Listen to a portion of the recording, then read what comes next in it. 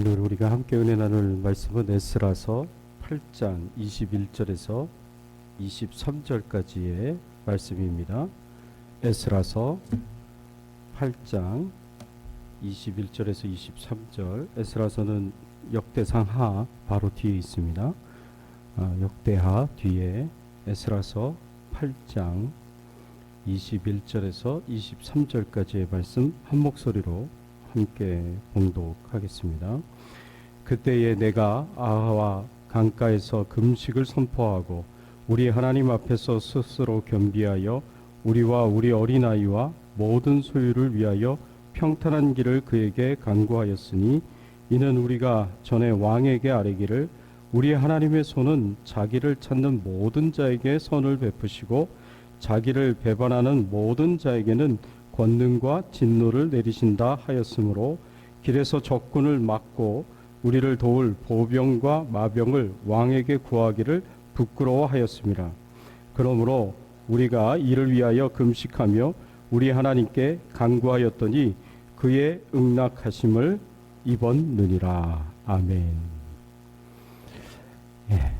여러분, 우리가 고난 중에 평탄한 길을 구했을 때 어떤 결과가 주어지겠습니까?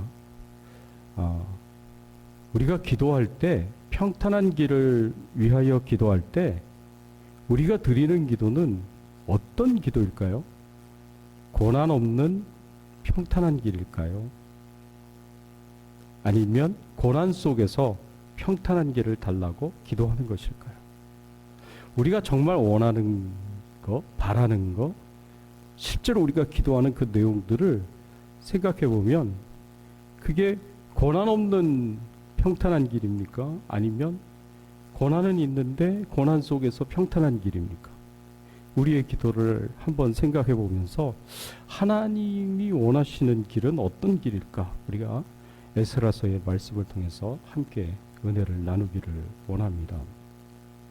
에스라는 오늘 이 본문의 말씀에 보면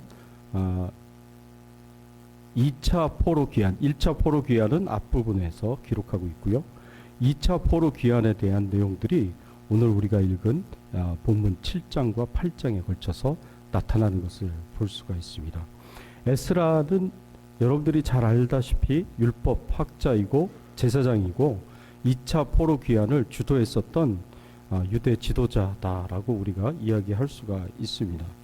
이스라엘 백성들이 하나님을 버리고 우상을 숭배하고 온갖 타락한 죄악을 지은 것 때문에 하나님의 심판을 받아서 유대라는 나라가 망하게 되고 유다가 망하게 되고 그리고 바벨론의 포로로 끌려가게 되지 않습니까? 그때 70년의 고난의 시간을 하나님께서 허락해 주셔서 70년 후에 70년 만에 이스라엘 백성들이 스룹바벨과 여호수아를 지도자로 삼고 1차 포로 귀환을 하게 됩니다. 그 1차 포로 귀환이 이루어지고 난 80년쯤 뒤에 2차 포로 귀환이 이루어지는데 2차 포로 귀환은 학사 에스라를 통하여서 이루어지게 됩니다. 1775명의 남자들이 그 포로 귀환에 있었고요. 그리고 거기에 여자분들 그리고 어린아이들 노인분들까지 다 포함하면 약 한 9,000명 정도 됐을 것이다 라고 학자들이 생각을 합니다. 그러니까 9,000명 정도의 포로로 붙잡혀 있었던 유대인들이 이제 귀환을 하게 된 겁니다. 4개월에 걸쳐서 그 당시 때 페르시아 땅에서 유대 예루살렘까지 4개월에 걸쳐서 오게 되는데 하나님의 은혜로 무사히 잘 오게 됩니다. 그 4개월에 걸쳐서 약 9,000명의 유다 포로 귀환이 이루어졌는데 이 포로 귀환이 어떻게 하나님의 은혜 가운데 잘 이루어지게 되었는가, 그 과정들을 우리가 보면서 하나님이 하나님의 백성들을 어떻게 인도하는가를 우리가 좀 생각해 보기를 원합니다. 하나님께서요, 그 페르시아의 아닥사스다 왕의 마음 가운데 은혜를 주셔서 또 역사하셔서 포로 귀환이 이루어질 수 있도록 허락해주는 그런 내용이 7장의 말씀에 나오게 됩니다. 에스라서 7장 12절 13절의 말씀에 보면은요, 모든 왕의 왕 아닥사스다는 하늘의 하나님의 율법의 완전한 학자 겸 제사장 에스라에게 조서를 내리노니, 우리나라에 있는 이스라엘 백성과 그들 제사장들과 레위 사람들 중에 예루살렘에 올라갈 뜻이 있는 자는 누구든지 나와 함께 갈지어다. 너와 함께 갈지어다 라고 이렇게 페르시아의 아닥사스다 왕이 조서를 내렸습니다. 그래서 포로 귀환을 하기를 원하는 사람들, 예루살렘으로 돌아가기를 원하는 모든 유대인들은 다 갈 수 있도록, 학사 에스라를 중심으로 포로 귀환을 할 수 있도록 그렇게 허락을 하는 조서를 내려준 거예요. 그리고 에스라서 7장 6절의 말씀에 보면, 이 에스라가 바벨론에서 올라왔으니 그는 이스라엘의 하나님 여호와께서 주신 모세의 율법에 익숙한 학자로서 그의 하나님 여호와의 도우심을 입음으로 왕에게 구하는 것은 다 받는 자이더니 라고 이렇게 말씀하고 있습니다. 학사 에스라가 어떤 사람이냐? 하나님의 도우심을 받는 사람이에요. 하나님의 은혜를 받은 사람이에요. 하나님의 축복을 받은 사람이에요. 그래서 하나님 앞에서 기도하고 왕에게 구하면 그 모든 구한 것을 다 받는 사람이다 라고 그렇게 성경에서 기록하고 있습니다. 자, 이 정도 되면 어마어마한 사람이죠. 그렇죠? 왕에게 구하는 것을 다 받을 수 있다니 얼마나 대단한 사람입니까? 그런데 아마도 이 학사 에스라가 포로 귀환 요청을 아닥사스다 왕에게 한 것 같아요. 그리고 아닥사스다 왕은 에스라의 모든 말들을 다 들어주었기 때문에 이 요청도 허락을 한 것 같습니다. 그래서 조서를 내려서 학사 에스라를 중심으로 예루살렘으로 가고자 하는 모든 이스라엘 백성들은 다 함께 가도 좋다라는 허락을 하게 된 겁니다. 이렇게 허락을 하는 7장의 내용을 보면은요, 그냥 허락하는 정도가 아니라 포로 귀환을 할 때 필요한 모든 자원을 아끼지 않고 지원하는 그런 내용들이 계속해서 나옵니다. 이스라엘 자손 중에 예루살렘에 귀환할 뜻이 있는 자는 다 귀환할 것을 여기서 이야기하고 있고요. 왕과 7 자문관이 에스라를 파송하는데 예루살렘에 돌아가 하나님의 율법대로 돌아가는지 살피라고 얘기를 하고 있고요. 왕과 자문관들이 하나님께 드릴 예물을 가지고 나와서 이 예물을 하나님께 바치라라고 말을 하고 있고요. 바벨론의 온 도에서 얻을 은금을 가지고 그것을 제물로 하나님께 드리라고 또 말을 하고 있고요. 나머지 은금으로는 하나님의 뜻을 쫓아서 사용하게 하고 하나님의 전에서 섬기는 일을 위하여 준 그릇을 하나님 앞에 드리게 하고요. 하나님 성전에 쓰일 것이 있으면 왕궁의 궁중 창고에 가서 가져다가 쓰라고 그렇게 허락을 해줍니다. 와, 어마어마한 지원을 해줍니다. 그리고 강 건너편 모든 창고지기들에게 내린 조서에는 뭐라고 명령을 내렸냐 하면, 에스라가 요구하는 것은 신속히 행하라 라고 그렇게 명령을 내렸고요. 은 100달란트까지, 밀은 100고르까지, 포도주와 기름은 100밭까지, 소금은 무제한으로 공급하라 라고 명령을 내립니다. 여러분, 은 1달란트는요, 오늘날 미국 달러로 계산하면 57,000불입니다. 근데 100달란트면 570만 불이에요. 그러니까 학사 에스라가 원하면 570만 불을 끌어다가 쓸 수 있는 거예요. 최대한 끌어다가 써서 성전을 위해서 쓸 수 있는 겁니다. 그러니까 대단한 명령이죠. 이 대단한 권세죠. 하나님의 전을 위하여 명하신 것을 삼가 행하여 하나님의 진노가 왕과 왕자들에게 임하지 못하게 하라 라고 명령을 내리고요. 하나님의 전에서 일하는 자는 세금을 부과하지 않겠다 라고 명령을 내립니다. 그래서 엄청난 지원을 아끼지 않고 그것을 다 그냥 재물도 지원을 해주고 심지어는 권세까지 지원을 해주는데, 그 권세 중에 어떤 권세가 있냐면, 에스라는 율법을 아는 자로 법관과 재판관을 삼아 강서편 모든 백성을 재판한다. 재판할 권한을 줍니다. 율법을 모르는 자에겐 율법을 가르치라고 명령을 내리고요.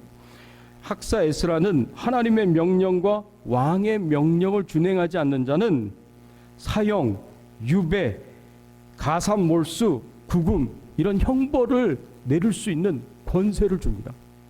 그 어마어마한 권세를 준 거예요. 이런 물질적인 지원과 정치적인 지원, 권세를 주고 그리고 엄청난 힘을 지금 학사 에스라에게 실어주면서 이스라엘 백성들을 이끌고 예루살렘으로 귀환하라고 그렇게 허락을 해준 것입니다. 여러분, 이 모든 것이 그냥 이루어졌겠습니까? 아니에요.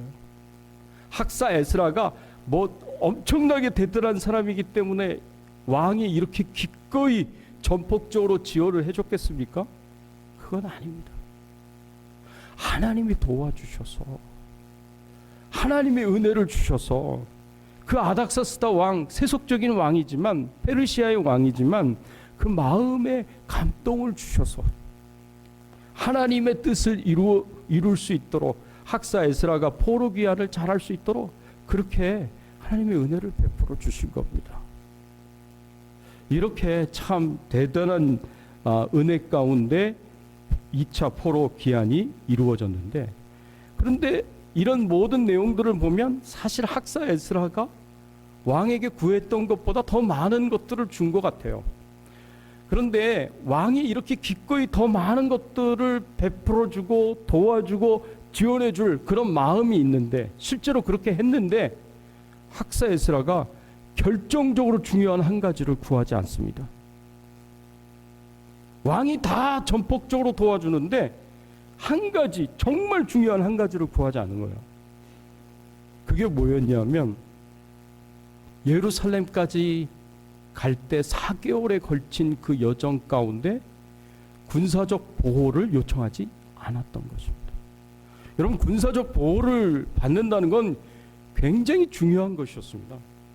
그 당시 때 바벨론에서 예루살렘까지 4개월에 걸쳐서 사막의 길을 가야 되고, 그 사막의 길을 가는 동안 엄청나게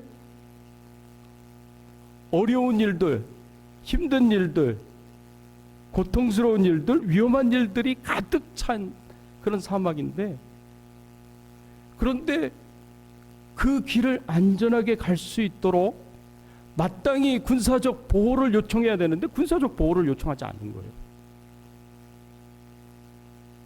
왜 그랬을까? 군사적 보호를 요청을 하지 않고요, 하나님께 기도합니다. 여러분, 에스라서 8장 22절의 말씀에 보면 여기에 중요한 이유가 있습니다. 에스라가 다른 건 다 요청해서 받았으면서도 불구하고 정말 결정적으로 중요한 군사적 보호를 요청하지 않는 이유가 여기 나옵니다. 에스라서 8장 22절에 보면, 이는 우리가 전에 왕에게 아뢰기를 우리 하나님의 손은 자기를 찾는 모든 자에게 선을 베푸시고 자기를 배반하는 모든 자에게는 권능과 진노를 내리신다 하였으므로 길에서 적군을 막고 우리를 도울 보병과 마병을 왕에게 구하기를 부끄러워하였습니다. 보병과 마병, 군사적 지원, 군사적 보호를 받는 걸 부끄러워했다는 거예요. 왜 부끄러워했냐? 학사 에스라가 아닥사스다 왕 앞에서 하나님을 자랑했거든요. 하나님께 하나님에 대해 어떤 하나님을 자랑했냐? 우리 하나님은 하나님께 구하는 자는, 하나님께 기도하는 자는 선한 것으로 응답을 하시고 하나님께서 그 기도를 들어주신다라고 그렇게 자랑을 했거든요. 하나님을 그렇게 자랑을 해놓고 하나님께 기도하면 다 들어주신다고 말씀을 하셨는데, 그러면 하나님께 기도하지 왜 군사적 보호를 요청하느냐? 왕이 그런 생각을 가질 수가 있잖아요.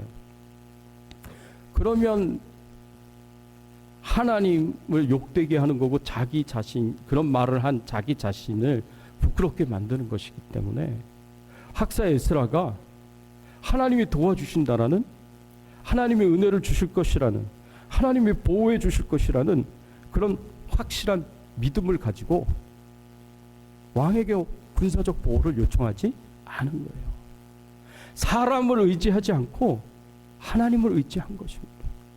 사람의 도움으로 그곳까지 안전하게 가지 않겠다는 겁니다. 하나님의 도우심으로 그곳까지 예루살렘까지 안전하게 가겠다. 인간적인 방법으로 그렇게 가지 않겠다. 이게 학사 에스라의 믿음이었던 것입니다. 여러분, 우리는 어떻습니까? 우리는 하나님을 의지한다고 말을 하지만, 그래서 하나님께 기도하지만 어느새 나는 인간적인 방법을 찾고 있지 않습니까? 인간적인 방법으로 해결할 것으로 생각하지 않습니까? 여러분, 그런데 그런 마음을 딱 잘라버리고 과감하게 나는 하나님만 의지하겠다. 하나님의 도우심만 바라보겠다. 하나님의 보호를 받겠다.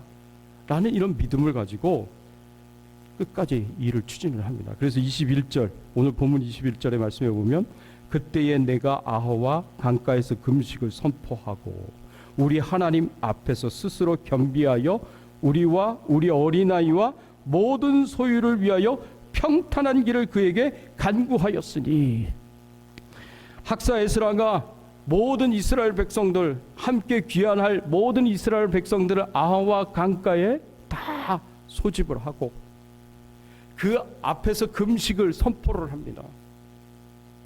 우리가 이곳에서 4개월의 여정을 가지고 광야길을 가서 예루살렘까지 가야 되는데, 우리가 안전하게 갈 수 있도록 하나님이 우리를 보호해 주시도록 우리 함께 기도하자.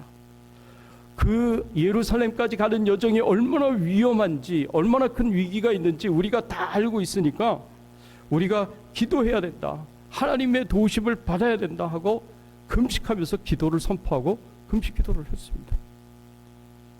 그랬더니 어떤 결과가 주어집니까? 23절 말씀에 보면, 그러므로 우리가 이를 위하여 금식하며 우리 하나님께 간구하였더니 그의 응낙하심을 입었더라. 할렐루야. 하나님이 응답을 주셨다는 거예요. 하나님이 그 기도를 들으셨고 그 기도에 응답을 주셨습니다. 그래서 기도한 대로 하나님께서 놀라운 은혜를 베풀어 주셔서 이스라엘 백성들이 무사히 잘 귀환할 수 있도록 도와주셨습니다. 그런데 하나님의 이 보호하심이 어떤 보호하심이냐? 고난이 없는 평탄한 보호하심이었냐? 고난 속에서도 평탄하게 갈 수 있는 보호하심이었냐? 우리가 그것을 한번 생각을 해보면, 오늘 본문 31절의 말씀에 보면 어떻게 하나님의 보호와 도우심을 받습니까?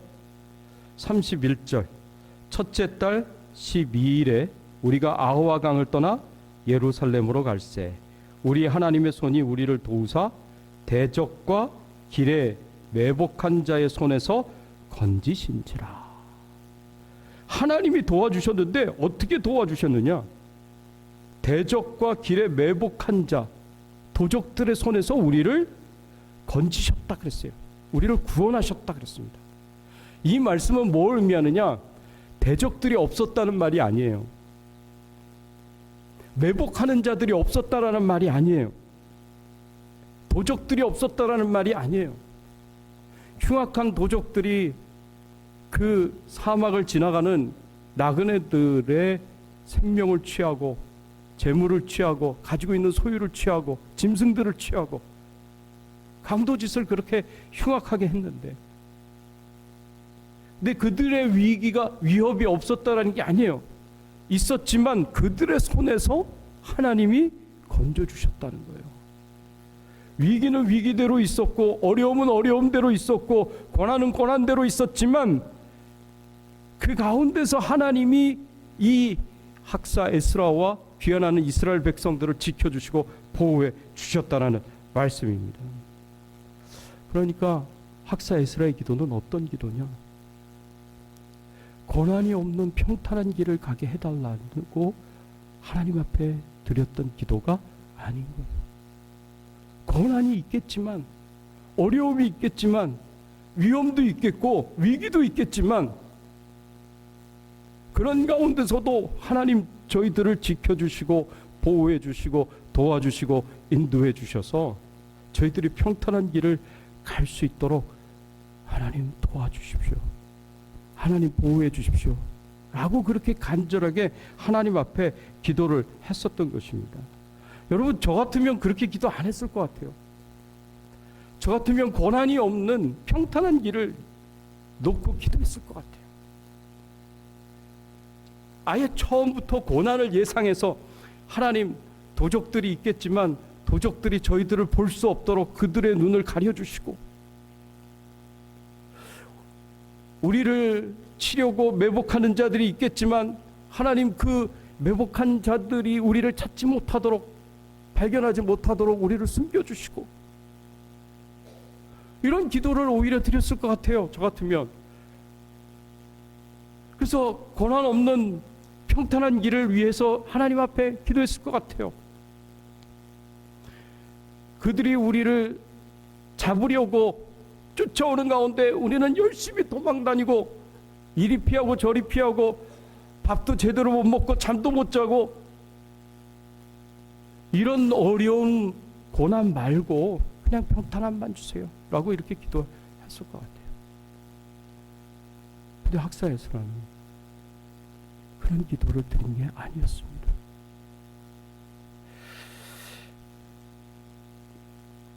어떤 교회 한 집사님이 계셨는데, 이 집사님이 한 번은 너무 힘들어서 목사님을 찾아왔습니다.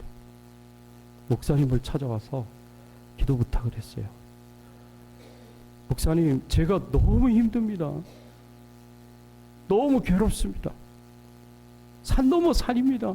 이건 뭐 하나 해결하면 그 다음 거 또 오지. 그 또 해결하면 2중으로 3중으로 고난이 오니까 너무 힘든 거예요. 남편 속색이지, 자식 속색이지. 그러니 막 마음이 무너지니까, 힘드니까 제발 좀 저 고난 없는 인생을 좀 살 수 있도록 기도 좀 해주세요. 그랬더니 목사님이 이렇게 말씀을 하셨습니다. 집사님, 제가 집사님 고난이 없도록 기도하면 하나님이 오늘 밤에라도 집사님 영혼 데려가실 텐데 그래도 괜찮을까요? 원래 이 세상에 고난이 없는 곳은 없습니다. 고난 없는 곳은 천국밖에 없는데, 제가 그 기도 드리면 오늘 밤에라도 집사님 영혼을 하나님이 데려가실 수 있는데 그래도 될까요? 아이고, 목사님, 절대 안 됩니다. 고난 없는 기도 그거 말고 제가 고난을 잘 감당할 수 있도록 기도해 주세요. 그 기도 제목을 바꿔서 이야기를 했습니다. 여러분, 천국밖에 없어요, 고난 없는 곳은. 여러분, 나만 고난받는 것 같죠? 아니에요. 제가 LA의 큰 교회에서 부목사 생활을 오랫동안 했는데 거기는 어마어마하게 잘 사시는 분들이 많더라고요. 굉장히 잘 사세요. 그래서 깜짝 놀랐어요. 집에 갔는데 집이 으리으리해요. 근데 신방을 간 거예요. 신방을 가서 이제 기도 제목을 봤는데 제가 깜짝 놀랐어요. 저라면 감당이 안 될 기도 제목을 내놓으시더라고요. 저라면 제가 도대체 감당을 못할 그런 어려운 문제를 내놓으시더라고요. 그래서 제가 깜짝 놀랐어요. 그래서 이렇게 잘 사는 분들도 이런 어려움이 있구나, 이런 기도 제목이 있구나 라는 것을 제가 알게 됐습니다. 여러분, 우리가요, 고난 없는 사람 한 사람도 없어요. 어려움 없는 사람 한 사람도 없어요. 다 고난이 있고 다 어려움이 있는 거예요. 제가 목회자의 삶을 살면서 참 가장 힘들었던 때가 개척교회를 하면서 참 힘들었던 때가 있었습니다. 함께 개척을 했었던 개척 멤버들이 이렇게 한번 교회에 어려움을 일으키고 나갔는데 그때 제 마음이 너무 아팠어요. 제가 그 영혼들 한 사람 한 사람 이름 불러가면서 매일 아침마다 축복하면서 기도했었던 사람들이거든요. 그런데 전혀 엉뚱한 문제를 일으키고 말도 안 되는 거짓말로 사람들을 선동해서 그 사람들을 데리고 간 거예요. LA의 이야기입니다. 시애틀에는 그런 사람 없다고 저는 알고 있는데 LA에서 일어났던 일입니다. 예. LA에는 그런 분들이 좀 계시더라고요. 예. 그래가지고 그러고 나가는데 이게 여러 번 그런 이제 일을 겪었어요. 그래서 뭐 바깥에 나가서 뭔가 모함하는 이야기를 하고, 근데 제가 목회자로서 그 이야기를 반박해야 되는데 반박을 할 수가 없더라고요. 왜냐하면 제가 매일 축복했던 사람들이거든요. 매일 축복했던 사람들에 대해서 저 거짓말하는 거짓말쟁이입니다 라고 얘기를 하기가 참 힘들더라고요. 그리고 제가 그 사람들과 다툼을 일으키고 싸움을 하면 결국에는 마귀가 이길 거라는 그런 분명한 믿음이 있기 때문에 그래서 제가 다 당하기로 결심을 했습니다. 제가 다 당하고 견디기로. 그래서 제 아내를 보호하지도 못하고 제 자신은 물론이고 교회를 보호하지 못하고 욕하는 대로 다 먹었어요. 그렇지만 제 속은 힘들잖아요. 그래가지고 어느 날 밤 하나님 앞에 나와서 철야 기도를 하면서 십자가 앞에서 제가 무릎 꿇고 기도를 했습니다. 하나님, 정말 너무 힘듭니다. 어떻게 이런 일이 일어날 수 있습니까? 예수 안 믿는 사람이, 하나님을 모르는 사람이 교회를 핍박하고 목회자를 핍박을 하면 하나님을 모르기 때문에, 예수님을 모르기 때문에 그럴 수 있다고 저는 이해는 하겠습니다. 근데 교회 다니는 사람들이, 예수 믿는다고 하는 사람들이 어떻게 교회를 핍박하고 목회자를 핍박할 수 있겠습니까? 저는 도저히 이해가 안 됩니다 하고 하나님 앞에 막 눈물 펑펑 쏟아가면서 하나님 앞에 항의를 했어요. 근데 그날 밤 하나님이 저를 불쌍하게 생각하셔서 제게 응답을 주셨습니다. 하나님이 제게 응답을 주시는데 어떤 말씀을 주시냐면, 갑자기 하나님이 그렇게 말씀하시는 것 같아요. 예수님도 그랬다. 사도 바울도 그랬다. 그리스도의 남은 고난을 내 마음에 채우라. 내 몸에 채우라. 이거 골로새서의 말씀이거든요. 가만히 제가 그 음성을 듣고 생각을 했어요. 그렇지, 예수님도 유대인들한테 고난을 당해서 결국엔 십자가에 못 박혀 돌아가셨지. 사도 바울도 복음을 전할 때마다 유대인들이 핍박하고 고난을 주었고 얼마나 그 사역을 방해했을까. 성경 사도행전의 말씀을 보면, 바울 서신의 말씀을 보면 우리가 다 아는 말씀 아닙니까? 지금 예수님이 부활하셔서 승천하셔서 하나님 보좌 우편에 앉아 계시지만, 그럼에도 불구하고 지금까지 예수님의 고난은 끝나지 않았다는 거예요. 왜? 하나님의 백성들이 고난당할 때, 교회가 고난당할 때 예수님은 그 고난을 자신이 받는 고난으로 여기시는 거예요. 그래서 아직까지 예수님의 고난이 끝나지 않았습니다. 예수님의 고난이 남았어요. 남은 고난이 있어요. 언제까지? 예수님이 이 땅에 재림할 때까지 예수님의 남은 고난이 있습니다. 그리스도인들이 핍박당하면, 교회가 핍박당하면 예수님이 핍박당하는 거예요. 그런데 예수님이 저에게 말씀을 하시는 거예요. 하나님이 저에게 말씀하시는 거예요. 그리스도의 남은 고난을 네 육체에 채우라고. 골로새서의 말씀을 가지고. 그 말씀은 그리스도의 고난에 참여하라는 겁니다. 마땅히 고난 받으라는 겁니다. 제가 그 말씀을 듣고 제가 묵상을 하면서 하나님 앞에 회개를 했습니다. 아니, 제가 받는 고난이 뭐라고? 제가 당한 고난이 뭐라고 예수님이 당하신 그 고난의 반열에, 사도 바울이 당한 그 고난의 반열에 들어갈 수 있겠습니까? 예수님이 받으신 그 고난에 비교하면, 사도 바울이 받은 그 고난에 비교하면 내가 받은 고난은 아무것도 아니잖아요. 진짜 아무것도 아닌데,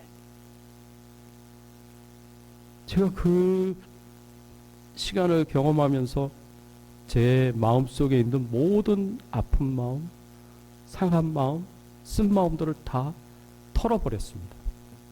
그리고 회개했습니다. 하나님, 제 조그만 고난 가지고 마치 나만 받는 고난인 것처럼 생각하고, 주님의 고난에 비교하면 아무것도 아닌데, 사도 바울이 받았던 고난에 비교하면 아무것도 아닌데 뭐 대단한 고난 받는 거라고 생각하고 하나님을 원망했습니다. 하나님께 불평을 했습니다. 하나님 용서해 주세요. 그렇게 제가 털어버렸습니다. 근데 털어버린 게요, 가만히 돌아놓고 생각해 보면 제가 하나님 앞에 드린 질문에 대한 응답을 받아서 털어버린 게 아니더라고요. 제가 털어버린 게, 제가 하나님 앞에 질문을 던진 건, 하나님, 왜 예수 믿는 사람들이 교회를 핍박하고 목회자를 핍박합니까? 제가 이거 놓고 기도를 했거든요. 왜 질문을 던졌는데 하나님 왜 질문에 대답을 주신 건 아니에요. 그냥 예수님도 그런 핍박 받았다, 사도 바울도 그런 핍박 받았다, 그리스도의 남은 고난을 내 육체에 채워라. 이 말씀은 정확한 제 질문에 대한 답은 아니에요. 답은 아닌데 제가 해결을 했어요. 어떻게 해결을 했느냐? 그 순간 저는 하나님의 임재를 경험했습니다. 하나님이 내 문제를 아시고, 하나님이 내 기도를 들으시고, 하나님이 내 기도 가운데 나에게 임재하신 그 임재를 제가 경험하고 체험했어요. 하나님의 임재를 경험하니까 그전에는 엄청나게 큰 문제였는데 그 다음에는 아주 작은 문제가 되어버렸어요. 제가 핸들할 수 있는 문제가 되어버렸어요. 하나님의 임재의 경험이 굉장히 중요합니다. 하나님이 내게 고통을 없이 하여 주시지는 않으셔요. 그럴 수 있어요. 하나님이 때로는 없이 해 주실 수도 있죠. 근데 안 할 때가 더 많으신 것 같아요. 그런데 내가 고통당할 때, 내가 어려움 당할 때, 내가 고난 당할 때, 그때 나와 함께 해주십니다. 나를 지켜주시고 나를 보호해 주십니다. 내가 고난에 매몰당하지 않도록, 내가 그 고통에 완전히 망가져서 인격이 망가지고 인생이 망가지지 않도록 하나님 나와 함께 해주시고 나를 지켜주시고 나를 보호해 주십니다. 그게 요셉과 함께 하신 하나님이셨습니다. 요셉이 인생에 있어서 얼마나 큰 아픔을 경험했습니까? 자기가 사랑하는, 자기가 아끼는 자기 형제들, 자기 가족들이 자신을 버렸어요. 얼마나 큰 트라우마예요. 잊을 수 없는, 씻을 수 없는, 해결되지 않는 큰 상처잖아요. 가족이, 내가 사랑하는 나의 가장 가까운 가족, 나를 사랑해줘야 되고 나를 지켜줘야 되고 나를 보호해줘야 할 가족이 나를 구덩이에 던져서 죽으라 죽으라 하고 애굽의 종으로 팔았어요. 얼마나 큰 상처겠습니까? 보디발의 아내의 모함을 받아가지고 감옥에 갔어요. 얼마나 큰 상처입니까? 얼마나 억울한 일이에요? 인생에 씻을 수 없는 커다란 상처들을 이렇게 받았는데도 야곱의 인격이 망가지지 않습니다. 요셉의 인격이 망가지지 않습니다. 요셉의 인생이 망가지지 않아요. 그 이유를 성경에서는 뭐라고 말씀하고 있냐면 한결같이 보디발의 집에서도 그렇고 감옥에서도 그렇고 여호와 하나님께서 요셉과 함께 하시니라. 하나님이 요셉을 형통케 하시느니라. 할렐루야. 하나님이 함께 해주시니까 형통하게 되는 겁니다. 고난 속에서도, 고통 속에서도 하나님이 함께 해주시니까 형통하게 되는 겁니다. 하나님이 요셉에게 있어서 고난을 없애주시지 않으셨어요. 그렇지만 함께 해주셨어요. 그래서 그 고난이 요셉의 인생을 망가지지 못하도록 지켜주셨고, 보호해주셨고, 그리고 인도해주셨고, 애굽의 총리까지 되게 하셨어요. 구약에서 정말 예수 그리스도를 닮은 엄청난 모형으로서, 정말 흠없는 사람으로서 그렇게 하나님이 이 요셉을 세워주셨고 사용해주셨던 것을 알 수가 있습니다. 스데반 집사님도 마찬가지예요. 스데반 집사님이 사도행전 7장의 말씀에 보면 돌에 맞아서 돌아가십니다. 순교를 당하십니다. 그 순교를 당하는 그 순간을 어떻게 견뎠겠습니까? 환상을 봤잖아요. 하늘이 열리고 하나님의 보좌와 영광을 보고 그 옆에 서신 누구를 봤습니까? 예수 그리스도를 보지 않았습니까? 하나님이 함께 해주시니까, 예수 그리스도가 함께 해주시니까, 예수 그리스도의 모습을 보며 예수 그리스도의 임재를 경험하니까 그 순교까지도 기꺼이 감당할 수 있었던 것입니다. 여러분, 예수님도 마찬가지예요. 예수님은 고난 없는 영광을 기대하지 않으셨습니다. 예수님이 고난 없는 영광의 유혹을 받았어요. 사단이 광야에서 세 가지 시험을 하는데 세 번째 시험이 그 시험이에요. 높은 산꼭대기로 데려가서 천하만국의 모든 영광을 다 보여줬습니다. 어떻게 보여줬는지는 모르겠지만 오늘날로 얘기하면 저 하늘을 스크린으로 삼아가지고 파노라마 영화 찍듯이 다 보여줬을 수도 있어요. 세상의 왕들의 그 모든 영광을 다 보여주면서 네가 나에게 전하면 내가 이 모든 것을 너에게 주겠다. 십자가의 길을 갈 필요가 없습니다. 고난의 길을 갈 필요가 없어요. 그냥 사단에게 절만하면 사단이 빼앗아간 모든 하나님의 자녀들을 다 되돌려 주겠다는 거예요. 얼마나 큰 유혹이에요? 그러나 예수님은요, 그 유혹에 넘어가지 않으십니다. 왜냐하면 하나님의 뜻이 예수님이 고난받는 것이었기 때문에 그렇습니다. 하나님의 뜻이 고난의 길을 가야 되고 비아 돌로로사 그 십자가의 길을 가셔야 되는 것이 하나님의 뜻이고, 온 인류의 죄를 대신 지시고 그 십자가에서 죄값인 죽음을 당하시는 것이 하나님이 세우신 구원의 길이고 구원의 방법이었기 때문에 예수님은 고난의 길을 가셔야 돼요. 고난 받으셔야 돼요. 그래서 사단의 유혹을 물리칩니다. 그래서 겟세마네 동산에서 내 뜻대로 마옵시고 아버지의 뜻대로 하옵소서 하고 십자가의 길을 걸어가십니다. 고난 없는 영광은 마귀의 유혹이에요. 고난 없는 영광은 하나님 인도하시는 길이 아닙니다. 하나님이 인도하시는 그 길은 지름길이 아니에요. 지름길은 고난 없는 영광이에요. 지름길은 편안한 길이에요. 안락한 길이에요. 쉬운 길이에요. 타협의 길이에요. 그러나 죄의 길이에요. 하나님은 돌아가는 길로 인도를 하십니다. 돌아가는 길이야말로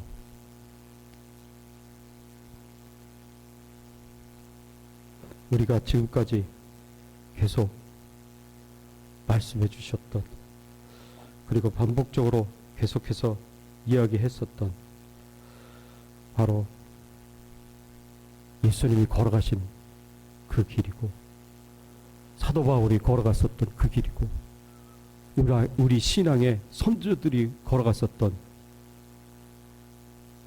고통 가운데 평탄한 길이었습니다.